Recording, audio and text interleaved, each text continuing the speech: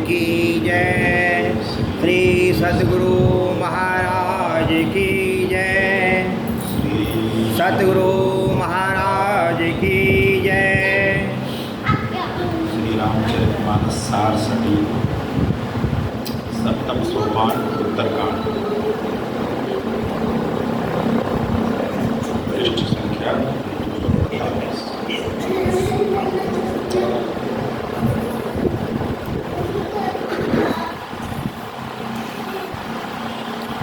देह धारण किए हुए जीवित पुरुष जो माया से मुक्त है अर्थात जो हर्ष, शोक, दुख, हानि, दान, मान, अपमान, मित्र, शत्रु, निंदा, स्तुति आदि तथा देहाभिमान से रहित है, वह ब्रह्म पर जीवन मुक्त पुरुष है।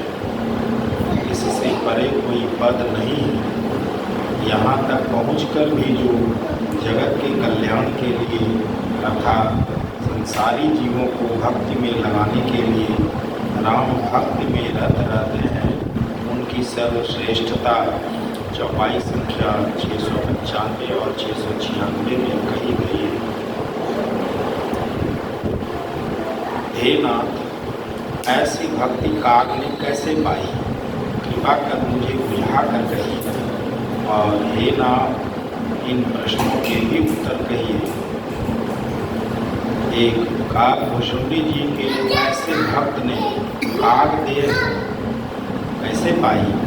तो आपने यह कथा काग भुषुंडी जी से कैसे सुनी? तीन, गरुड़ ने सब मुनियों को छोड़ किस कारण काग से कथा सुनी?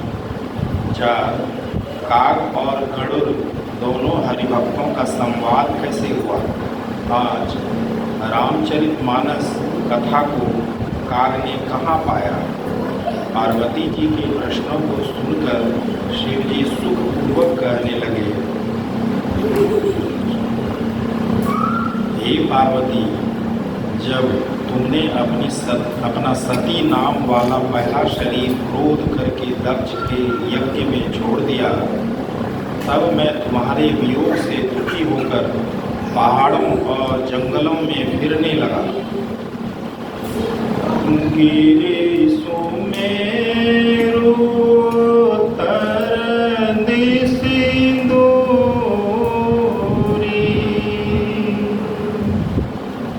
नील शैल एक सुंदर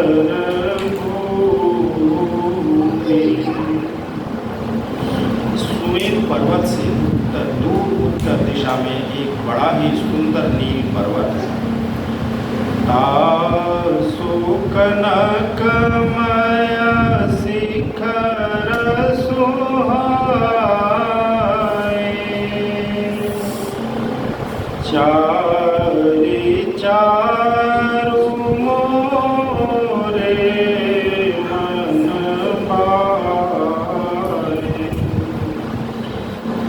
स्वर्णमयी सुहावनी चार चोटियां हैं, वे मेरे मन को अच्छी लगी। तीन पर एक एक मीटप मिसाला, बट पर पकड़ी रसाला। पर बड़, पीपल, आकड़ और आम का एक एक विशाल वृक्ष है। सैलो परिसर सुंदर सोहा, मनि सोपान देखे मन।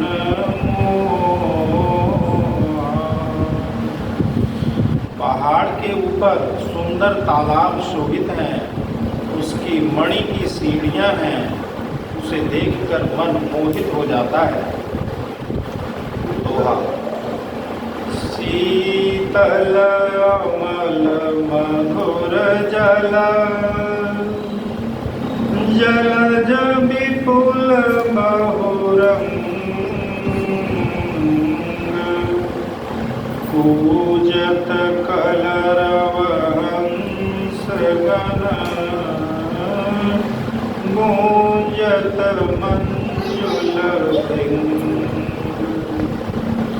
उस तालाब का जल शीतल स्वच्छ और मीठा है। उसमें बहुत रंग के असंख्य कमल हैं।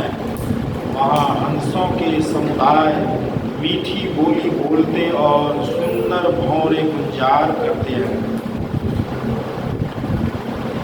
तेरी केरी रुचिर बसाई खग सोई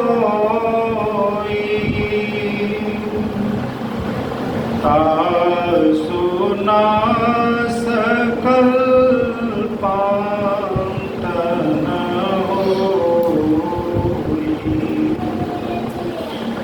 उस सुंदर पर्वत पर वही पक्षी काकभूषुंड रहता है। उसका नाश कल्प के अंत में भी नहीं होता है। माया कृत गुण दोष का मोह मनोज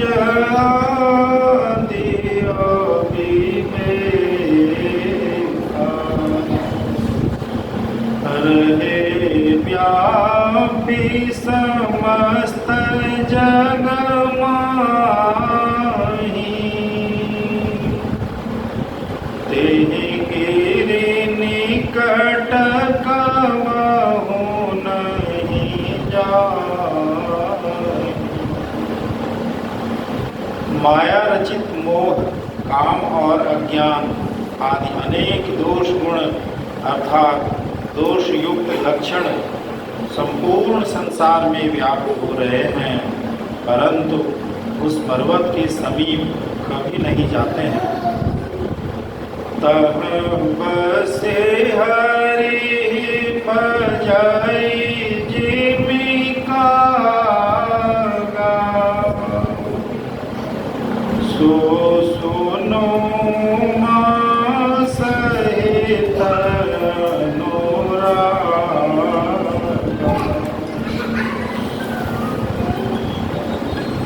माया रचित हे पार्वती, वहाँ बस करके काकभूषुंडी हरि को जिस प्रकार भजता है वह प्रेम से सुनो। पीपर तरुतर ध्यान सुधरई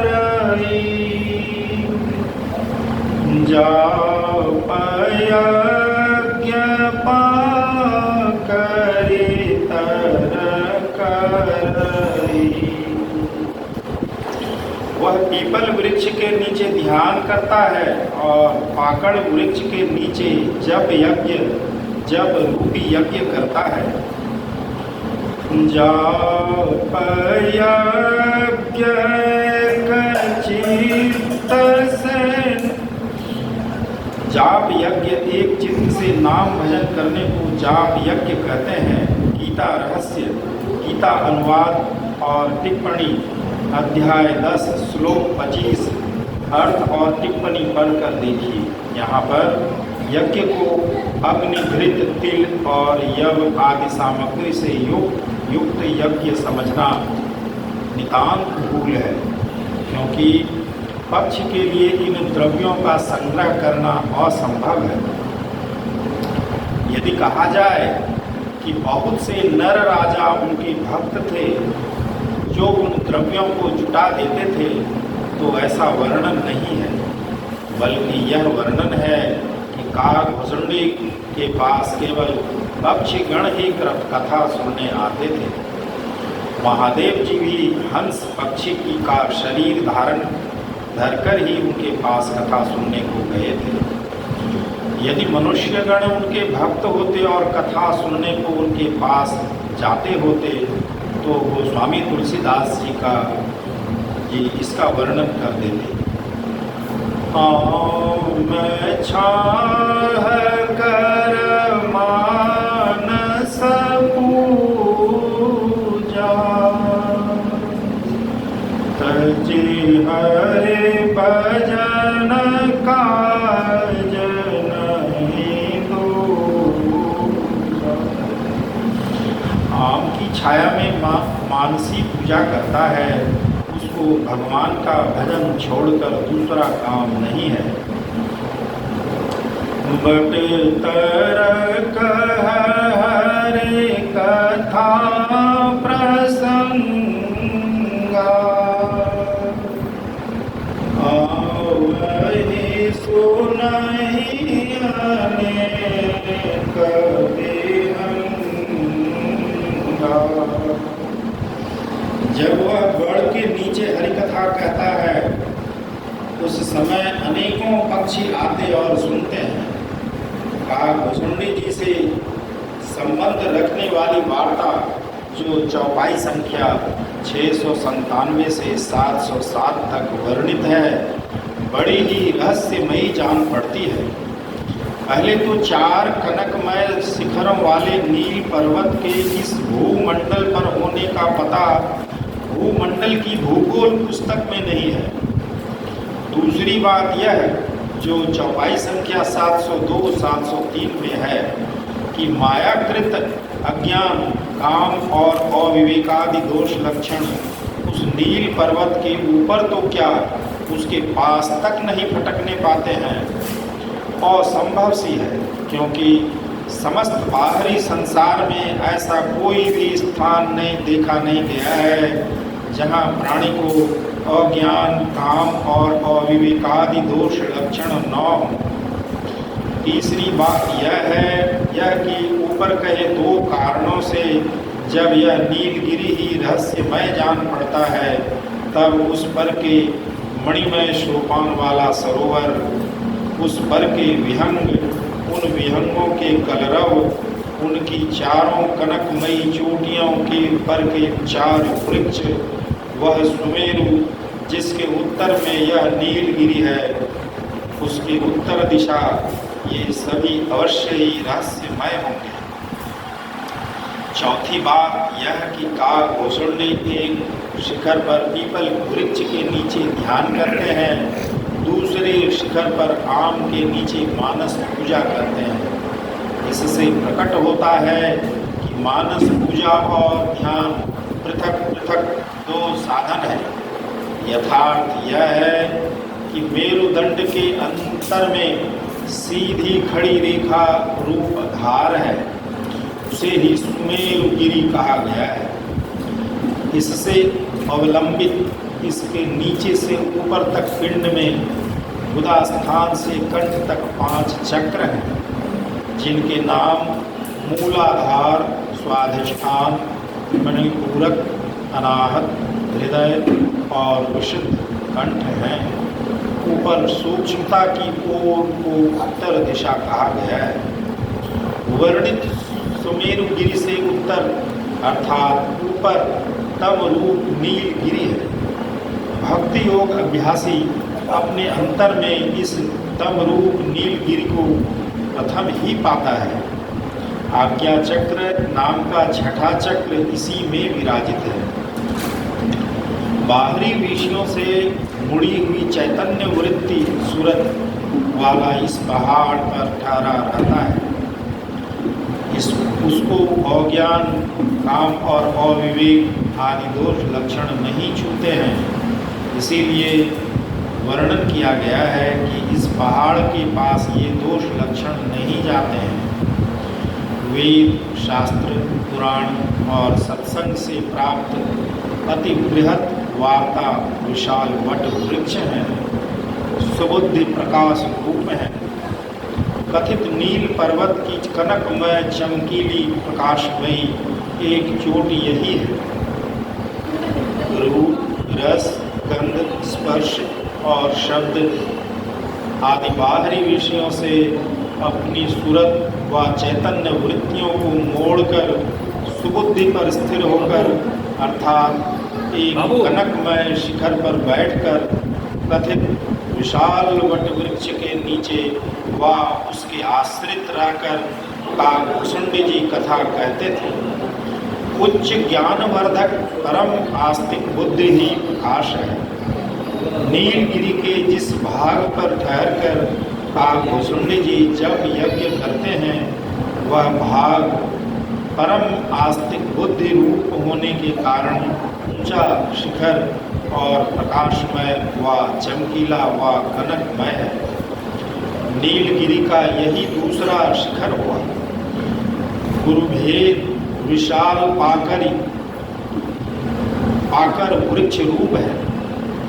इसी की छाया में व इसके आश्रित होकर काकभूषुंडी जी जब यज्ञ करते हैं सर्वेश्वर के सगुण रूप के प्रति अत्यंत प्रेम ही अति उच्च प्रकाशमय व चमकीला व कनकमय स्थान है। नीलगिरी के जिस भाग पर टिककर काकभूषुंडी जी मानस पूजा करते हैं वह यही कनकमय शिखर है। यह नीलगिरी का तीसरा शिखर हुआ। एक और अत्यंत दृढ़ आशारू विशाल आम का वृक्ष इस शिखर पर लगा है। इसी की छाया में वह इनके आश्रित रहकर काकभूषुंडी मानस पूजा करते हैं। नील पर्वत के वर्णित शिखरों में ऊंचा और सर्वश्रेष्ठ चौथा शिखर चरम सीमा से मुक्त दृष्टि दिव्य दृष्टि से दर्शित प्रत्यक्ष ज्योति स्वरूप व प्रत्यक्ष चमकीला व कनकमय है। सद्गुरु की कृपा विशाल पीपल वृक्ष है। वर्णित कनकमय चौथे शिखर पर यह वृक्ष विराजित है। इसी की छाया में व इसके आश्रित होकर काकभूषुंडी ध्यान करते हैं। अब मानस पूजा और ध्यान के विषय में समझना रह गया है। मनोमय देव की रचना करके अर्थात मन से मन तत्व की ही इष्ट देव की मूर्ति बनाकर और पूजा की सब सामग्रियां मनोमय ही रचकर मनोमय इष्ट का पूजन करना मानस पूजा कहलाती है। चौपाई संख्या 5 के नीचे गोष्ठ में वर्णित मानस पूजा और मानस ध्यान एक ही बात है। मन से एक ही ध्येय वस्तु के चिंतन करते रहने को ध्यान कहते हैं। बहुत लोग मानस पूजा ही को ध्यान कहते हैं। इसके अतिरिक्त इससे निराले किसी साधन को ध्यान नहीं समझते हैं।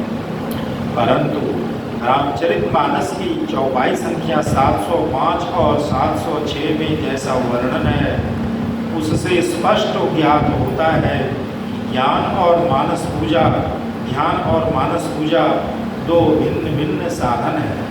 यदि मानस पूजा को मानस ध्यान कहा जाए तो कुछ अनुचित न होगा, परंतु मानस ध्यान व मानस पूजा में मनोमय देव के अनेक अंग प्रत्यंगों की तथा पूजा की अनेक सामग्रियों की रचना और चिंतन में लगा रहकर केवल एक ही ध्येय तत्व पर ठहराकर केवल उसी का चिंतन नहीं किया जा सकता। इसीलिए मानस पूजा के साधन से जबकि केवल एक ही ध्येय तत्व का चिंतन नहीं हो सकता तब इसको ध्यान नहीं कहा जा सकता है और न वह साधन ध्यान का साधन हो सकता है जिससे मानस पूजा होती है। अतएव ध्यान का साधन मानस पूजा के साधन से नितांत भिन्न ही होना चाहिए। मनुस्मृति अध्याय 12 श्लोक 122 में जो परमात्मा के शुद्ध स्वर्ण समान कांतिमान अणु से भी अणु स्वरूप के ध्यान करने की आज्ञा है। प्रशासितारं सर्वेशामणीयां समणरूपी रुक्माभं स्वप्नभीगम्यं नित्यात्तं पुरुषं परम्। यथार्थ में परमात्मा के इसी रूप का चिंतन ध्यान करना है। इसके साधन का वर्णन चौपाई संख्या 299 से 294 तक में है। इसलिए इन चौपाइयों, उनके अर्थों और तत्संबंधी गोष्ठों के वर्णनों को पढ़कर समझिए। अब एक विषय समझने को बच रहा है कि चौपाई संख्या 700 में वर्णित सरोवर, उसके मणिमय सोपान, उसमें भौरों का विचार और हंसों का कलरव क्या है। यथार्थ यह है कि सहस्त्र दल कमल सरोवर है, प्रणव बिंदु मणिमय सोपान है। सहस्त्र दल कमल में विराजित ज्योति उस सरोवर का शीतल, पवित्र और मीठा जल है। लाल, हरा, पीला, नीला और सफेद रंग के 5 मंडल, विद्युत मंडल, दीप शिखावत ज्योति मंडल, नक्षत्र मंडल और चंद्र ज्योति मंडल आदि अनेक ज्योति मंडल उस तालाब के विपुल बहुरंग जलज है। मीठी मीठी अनहद ध्वनियाँ, हंसों के कलरव और भौरों की गूंज है। शिवजी बोले, हे पार्वती, मैंने हंस देह धर कुछ समय तक काकभुषुंडी के आश्रम में रहकर रामचरितमानस की कथा सुनी थी, जिसका वर्णन मैं तुमसे कर चुका। अब आगे की कथा सुनो, जिस कारण गरुड़ जी मुनियों को छोड़ काकभुषुंडी जी के पास गए थे। जब राम जी ने युद्ध लीला में अपने को मेघनाद के बाण से नागफांस में बंधवाया, तब गरुड़ ने आकर उनको नागफांस से मुक्त किया। इस बात से गरुड़ को मोह उत्पन्न हुआ कि एक छोटे से निशाचर ने राम जी को बांध लिया। इससे राम जी के भगवान का अवतार होने में मन को संदेह होता है, क्योंकि भगवान का प्रभाव इस तरह कुछ देखने में नहीं आया। गरुड़ ने अपना मोह नारद जी से कहा। नारद जी ने उसे ब्रह्मा जी के पास और उन्होंने मेरे पास भेज दिया। मैंने उसे काकभुषुंडी के पास भेज दिया। गरुड़ ने काकभुषुंडी के समीप जा उनसे राम जी की कथा सुनने की इच्छा की। काकभुषुंडी ने पहले रामचरितमानस का वर्णन किया, फिर नारद मोह, रावण का जन्म, प्रभु श्री राम का अवतार, उनका बाल चरित्र, विवाह, वनवास, सीता हरण, रावण आदि निशाचरों का नाश, राम जी का अवध लौट आकर राज्य करना इत्यादि सब कथाओं को कर सुनाया। संपूर्ण कथा सुनने के बाद गरुड़ जी बोले, हे काकभुषुंडी जी, आपकी कृपा से मेरा मोह दूर हो गया और मुझे बड़ा सुख हुआ। श्री सद्गुरु महाराज की जय।